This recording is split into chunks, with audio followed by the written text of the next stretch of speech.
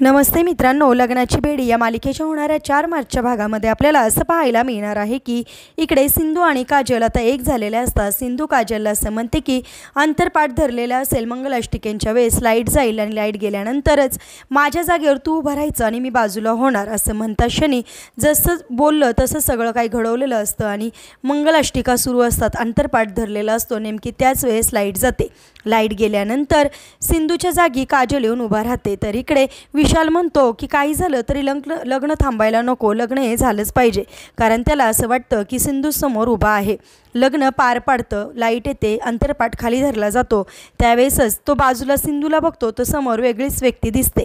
तर ती व्यक्ती समोर तिचा पदर वरती घेते, त्यावेळेस त्याला काजल दिसते। काजल त्याला म्हणते की हेच पाहिजे होतं ना तुला, आपलं लग्न झालेलं, लवकर बघ झालं आपलं लग्न। त्यावेळेस विशाल चिडतो आणि असं म्हणतो की खूप मोठा विश्वासघात केलाय तू माझ्याबरोबर काजल।